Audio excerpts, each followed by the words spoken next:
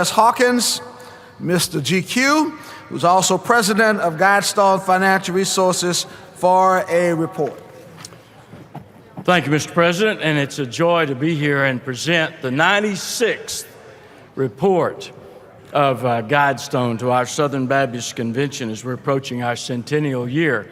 Along with me are some of our executive officers and our officers of our trustee body.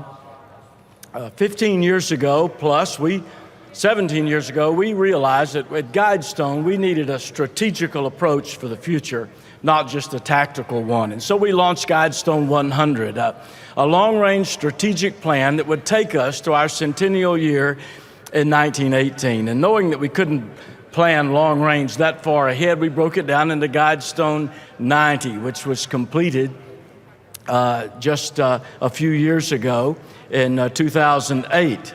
And in Guidestone 90, we changed our name from the Annuity Board to Guidestone. We registered our funds and provided personal investing for our participants.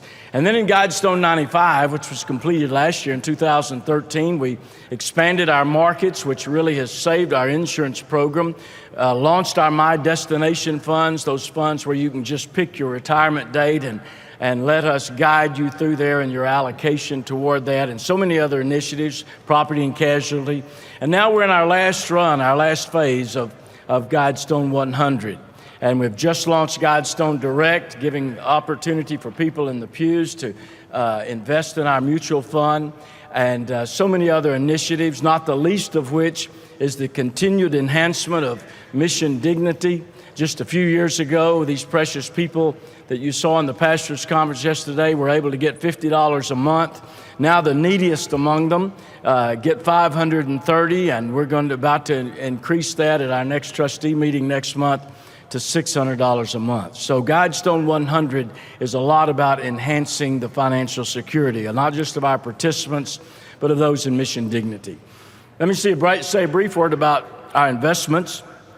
It's hard to believe that just a little over 15 years ago, less than 20 years ago, we only had 4 funds for you to pick from. Today, we have an array of registered mutual funds, 31 of them that are award-winning, #1 rankings, top industry awards, 3 years running now, and we're thankful to God for that. And let me just say a word about this, and we're on a market run right now, as many of you know, at the highest of all time. And as we follow the history of the stock market through the decades, there's going to come another time when we're going to see a correction in the market, just like we did in 2009. And from that trough in 2009, when we hit that low point just about 4.5 years ago, many people were prone to panic and say, I can't take it anymore, I'm scared, I'm going to get out of the market. Had you just stayed your course, as we try to challenge you to do, and just stayed in an equity index fund following the 500, the S&P 500, for example, if you had had $50,000 in an account in 2009 at the trough of that, today your account would be totaling $159,000, and that's without you even making any more contributions. That's how much the market has recovered since that trough.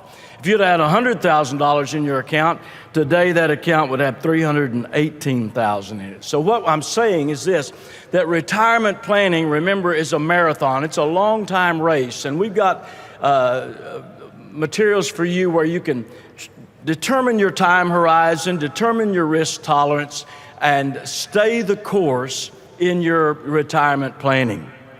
Healthcare is always a challenge, but we're very competitive in healthcare. And the way we know that is, this past year we had a 98% renewal rate in our group plans, 99% renewal in our life and disability and dental plans.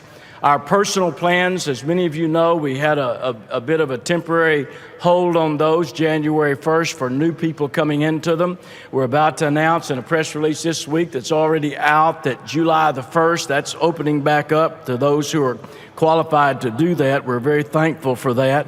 Our health insurance program remains strong, growing, and committed to advocating for those of you in ministry. We're in a battle, as many of you know, on the health care front in America, and at Guidestone, we're fighting this on several fronts. The number one front we're fighting on is we believe we're in a spiritual battle. It's a spiritual warfare, but we're also fighting it on the legislative front, right across the river in Washington, D.C., where we've got a bill about to be introduced in the Senate, and one in Congress also that's going to try to help fix what was left out of that health care bill for these church plans. We're also fighting it, as many of you know, on the litigation front, having filed suit against HHS, having received a temporary injunction, and just a couple of weeks ago been joined by 200 other ministries and amicus briefs as we continue to fight for these religious liberty issues that are being stripped from us. The Affordable Care Act, also known as Obamacare, was a closed process from the get-go. And if you remember, the then Speaker of the House, Speaker Pelosi, said that you had to vote on that bill before you had opportunity to read it. And they did, unfortunately. And church plans that have been around for 100 years of all denominations were completely left out and ignored. And now our own government is trying to force us to choose between long-held biblical convictions and health coverage. These are religious liberty issues that are at stake, and we're determined to not let this administration or any tell us that we have to provide abortifacients to people and to do it free on top of that. I wish my time wasn't so short. I'd like to talk about that a little bit more, but let me move to wellness. If you'll come by our booth in the exhibit hall today or tomorrow, we want to give you $150. You may want it in a check. You may want it just in cash. But you're not going to get it in either of those two ways, but you are going to get it in a health checkup that's worth $150. Blood work and other things. If you come by there, we want to do that for you, want to get you well. That's a big part of our ministry and our health insurance. And there's $150 worth of health screening that's absolutely free for you. And I hope you'll stop by the booth, take advantage of that. Property and casualty. This is a third year running. We've been in a partnership with Brotherhood Mutual. And we're thankful for the relationship we have with Brotherhood Mutual and the ability we have now to provide property and casualty risk management for your churches and your associations and your ministries. In fact, this last year we had a 99% renewal rate, which tells us that they've been out there shopping it and they found the best deal they can find is with Guidestone. I don't think there's anybody that knows better about the church, how to protect you and the ministry that you've got along with your properties than Guidestone does. So drop by the booth and learn more about how we can partner with you in property and casualty. Finally, let me say something about mission dignity, and let me give a special thanks to Bruce Franks and the Pastors Conference this year for highlighting mission dignity and giving that offering to that, and for Virginia, the sweet lady you saw last night that was there that you'll see in just a moment in our brief video. But mission dignity has been at our roots since 1918. It's who we are. It's what we're about. And one of the most God-honoring things and one of the joys of my life is to be able to tell you that in the 17 years that we've held stewardship of the ministry we call Guidestone, we've been able to send out over $100 million to pastors and widows who are in need in these years. And not a dime of that came from Guidestone funds. We don't take cooperative program funds. Every bit of that was given and raised by individuals and churches who came alongside of us and caught the vision of fulfilling James, who said, pure and undefiled religion is this, to take care of widows and offerings. So I hope you'll take advantage of that. Mission Dignity Sunday coming up in June the 22nd. Let me say one word about mission dignity. We're thankful that the Joshua Code that came out last year now has 250,000, 250,000 of them in print. All the royalties go and the proceeds go to mission dignity. Churches all over the country are using this. What do you think would happen in your church if every member of your church memorized one verse of Scripture a year, each week? You got outlines in there you can preach from. Churches, hundreds of churches are taking their people through the Joshua Code. And then the Jesus Code is being released next month, in July. It's 52 Scripture questions questions every believer should answer, just like the Joshua Code, to be able to guide your people through a year long. I hope you'll take advantage of these 2 books. Use them in your church, because every time somebody buys one, that proceed goes to Mission Dignity. So please take care of that and do that. Mission Dignity is coming up, and I hope you'll take advantage of that on June the 22nd, as I mentioned. Finally, the Harold and Judy Vick Mission Dignity Church Award. We're honoring a large church and a medium-sized church and a small church every year. We're going to be going to those churches to present this, but I want you to know who they are today. Harold and Judy Vick are great folks, served on our board, love pastors, love churches. Our large church award this year is going to go to Johnson Ferry Baptist Church. They're the second leading giver to Mission Dignity, and all the churches in the Southern Baptist Convention have given over $300,000 to Mission Dignity and are presently ministering to 40 different widows in their area right now. The mid-sized church is going to go to the Leonardtown Baptist Church here in Maryland. It's pastored by Mark Dooley. They've given to Mission Dignity every single month, haven't missed a month in 25 years. And the small church award is going to the church that's pastored by Greg Poplin, the Woodstock Baptist Church in Jacksonville, Florida. They gave a gift to Mission Dignity in 1984, and they've never missed a month in over 30 years of sending a gift to Mission Dignity. We thank God for them, and we thank God for the privilege of serving those who serve the Lord through Mission Dignity. We're on a mission to bring dignity to some good and godly folks. And I want to show you this brief video before we conclude. It's just really a heavenly marriage. He brought a city boy from Augusta, Georgia, to a country girl from Jackson, Mississippi. So it had to be of the Lord. Every church we pastored, we stayed for several years, longer than the average pastor stays at a church. Our first salary to our first church was $25 a month. He never made a decision for a pastorate on salary, what you gonna pay me. He said, if God guides, he will provide. And so we went on that. I knew before he even asked me to marry him that I'd be married to a minister. My husband pastored very small churches, and he never had a salary. That's why he worked all the time, and I worked too. He was a bivocational pastor. He just said it was very plain to him that he knew that that's what God wanted him to do. No, we never did have much of a salary, but God blessed us in so many ways. We had each other. I still miss him so badly. We had just celebrated our 58th wedding anniversary, the 19th of February, and he passed away the 27th of February. And I wondered, what am I going to do? I could not stay in this place that I'm in now if it were not for Mission Dignity. I couldn't pay the utility bills. I couldn't pay my rent bill. So it's making all the difference in the world. I never dreamed that Mission Dignity would do what they've done for us. I was losing my teeth, and they helped me get new teeth in. And that meant so much because I wanted to smile every once in a while. Our water pipes were very old, so they helped me get clean water. It's just been such a blessing to know that I have heat in the wintertime, and I have gas in my car that I can go to church.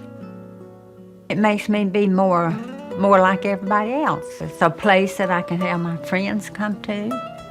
I can have a Bible study if I wanted to, and help me live a normal life, as normal as it can be without my husband. I've always prayed that I could be of some benefit to the Lord while I'm here on this earth. And I could never do enough for the Lord to deserve what Mission Dignity has done for me. Never, never. It's an answer to prayer. I thank all those who do give. I so appreciate it and thank them for helping me. I know Mission Dignity loves me. They have that much love in their heart for people in my situation. It's just such a blessing.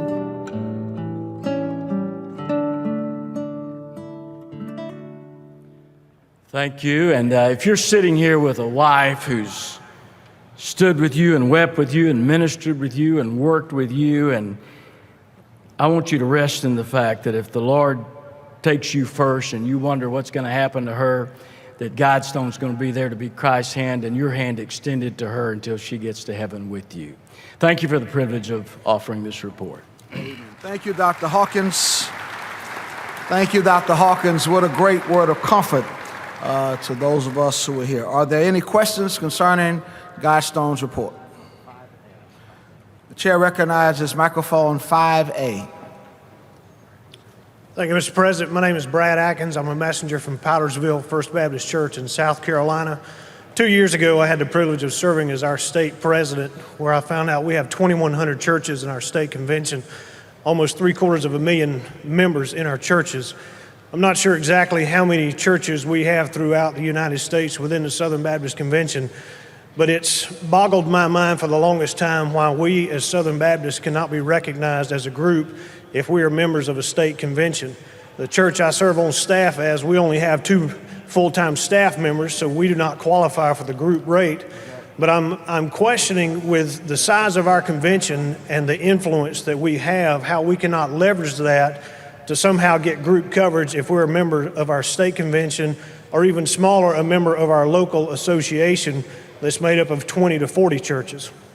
I'd be happy to answer that, and the answer is this: that in order to have a group, by law, we cannot do that unless the people in that group get their check from a common employer.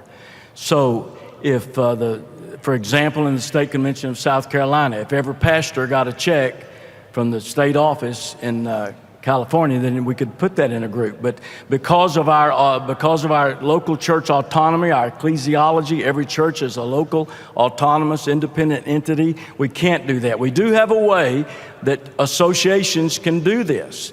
It's a very tenuous way to do it, but we've worked with a few associations who sought to be able to put this in place. But the simple and short answer is that in order to be in a group, you all have to receive your remuneration check each month from the same employer, and because of our ecclesiology, that just doesn't happen.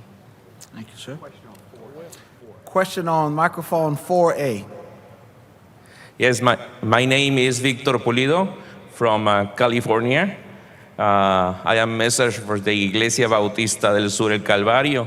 The only thing we need to say here is we need more representation in Spanish for Guidestone, because our community is need help and technical issues about the legal things on the IRS and everything. Guidestone work with us.